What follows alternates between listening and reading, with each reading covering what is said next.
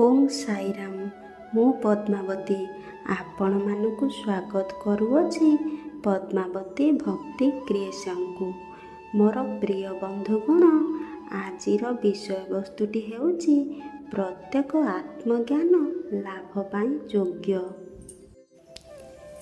ତରତି ଶୋକ ମାତ୍ମବିତ୍ ବୋଲି ପ୍ରବାଦ ଅଛି। ଏହାର ଅର୍ଥ ଜଣେ ଆତ୍ମଜ୍ଞାନ ଦ୍ୱାରା ହିଁ ଶୋକରେ ପରିପୂର୍ଣ୍ଣ ସଂସାର ସାଗରକୁ ଅତିକ୍ରମ କରିପାରେ। ଅନ୍ୟ କୌଣସି ଉପାୟରେ ଶୋକ ଦୂର କରିବା ସମ୍ଭବ ନୁହେଁ। ଯାହା ଶୋକ ଦୂର କରେ ଓ ଆନନ୍ଦ ଦିଏ ତାହା ହେଉଛି ଆତ୍ମବିଦ୍ୟା। ତାହା ଆଧ୍ୟାତ୍ମିକ ବିଦ୍ୟା।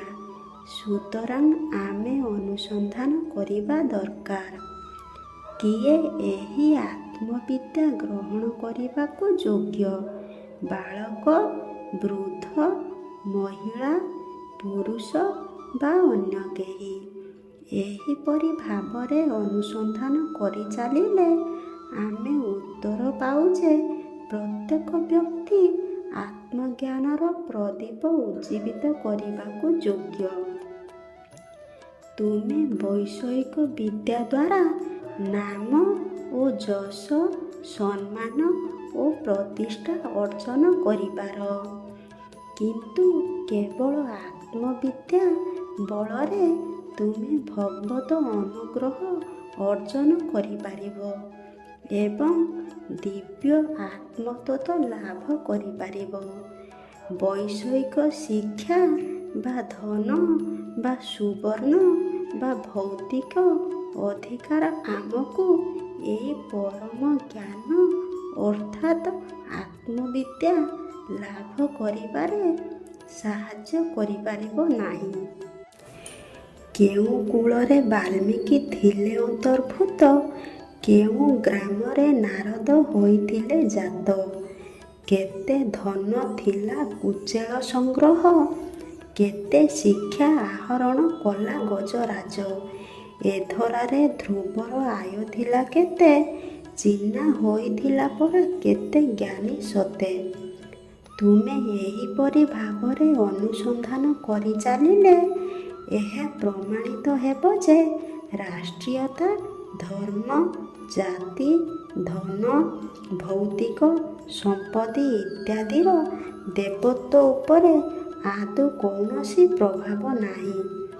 ଶ୍ରୀକୃଷ୍ଣଙ୍କ ପତ୍ନୀ ରୁକ୍ମିଣୀ ଥରେ ପ୍ରଭୁଙ୍କୁ ତରାଜୁରେ ଓଜନ କରିବା ବେଳେ ଗୋଟିଏ ତୁଳସୀ ପତ୍ର ରଖି କହିଲେ, ପ୍ରକୃତ ଭକ୍ତ ନିକଟରେ ତୁମେ ନିଜକୁ ଅର୍ପଣ କରିଦିଅ ବୋଲି କଥାଟି ଯଦି ସତ ହୋଇଥାଏ ତେବେ ତୁମର ଓଜନ ଏହି ତୁଳସୀ ପତ୍ର ସହିତ ସମାନ ହେଉ।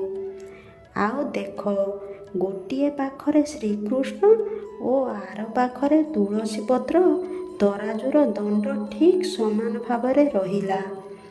ଏହିପରି ଭାବରେ ଭକ୍ତି ମାନବତ୍ୱରେ ଏକ ସ୍ୱତନ୍ତ୍ର ସ୍ଥାନ ଲାଭ କରିଛି।